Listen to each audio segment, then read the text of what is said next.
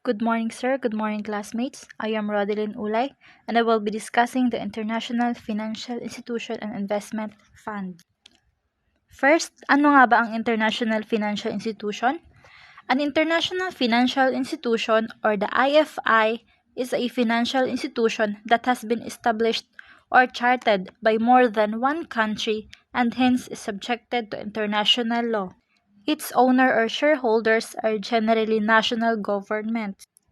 Ang International Financial Institution and Investment Funds is na-established after the World War II to assist the reconstruction of Europe and provide mechanisms for international cooperations in managing the financial system. Ang International Financial Institution and Private Investment Funds is nag-provide ng majority of capital for the commercial microfinance industry. In the past, most IFIs relied on government subsidies and charitable donations to expand their services, so many how can turn to private investors or international financial institutions, which are large international banks. In many parts of the world, IFIs plays a major role in social and economic development programs of nations with developing and transitional economies. These roles include advising on development projects, funding them, and assisting in their implementations. The International Financial Institution is mayroon ding goals and objectives na sinusunod. Number 1 is to reduce poverty and improve people's living conditions and standards. Next is to support sustainable economic, social, and institutional development and to promote regional and cooperation and integration. Na-achieve ng IFIs ang goals and objectives na to through loans, credits and grants to national governments, such as funding that is usually tied to specific projects. And it focuses on economic and social sustainability development. So the IFI also provide technical and advisory assistance to their borrowers and conduct extensive research on development issues. Ang IFIs ay hindi basta-basta nagpapahiram ng pera. Nagkakandak muna sila ng mga researches sa bansa na hihiram ng pera. For example, Philippines. Titingnan muna nila kung ang bansang Pilipinas ba ay may kakayahang magbayad. Depende sa amount na hihiramin nila. Hihiramin ng bansang Pilipinas. One of the example of the IFIs is the Multilateral Development Bank, or the MDB. MDB is an institutional created by a group of countries that provides financing and professional advice to enhance development.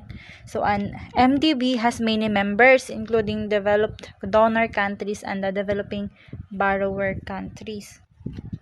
The following are classified as the main multilateral development bank: the World Bank, European Investment Bank, Islamic Development Bank, Asian Development Bank, New Development Bank, Asian Infrastructure Investment Bank, Inter-American Development Group, and etc. Financial institutions exist to provide a wide variety of deposit, lending, and investment products to individuals, business, or both. So, mayroong 9 types of financial institutions na nagpo-provide ng iba't ibang services from mortgage loans to investment vehicles.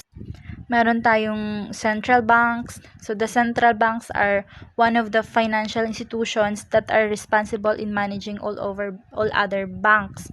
So, in the United States, the central bank is the Federal Reserve Bank, so which is the responsible for conducting monetary policy and supervision and regulation of financial institutions. Next is the retail and commercial banks. The internet banks, credit unions, savings and loan associations, investment banks and companies, brokerage firms, insurance companies, and the last one is the mortgage companies. So next is the microfinance investment vehicle. So microfinance investment vehicles, entities that are Wall Street-like investment funds in behavior.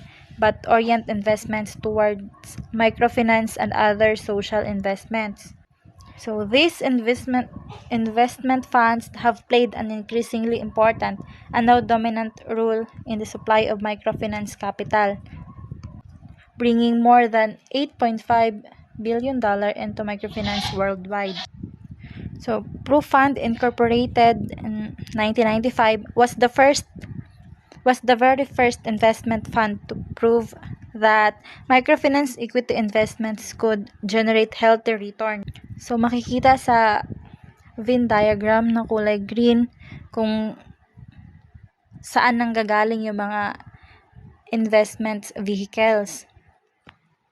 At sa kabilang Venn diagram naman na kulay blue, dyan napupunta yung mga microfinance investment vehicles or the investments. So, nasa table 8.4 naman is the example of microfinance investment vehicles or the MIVs. That's all. Thank you.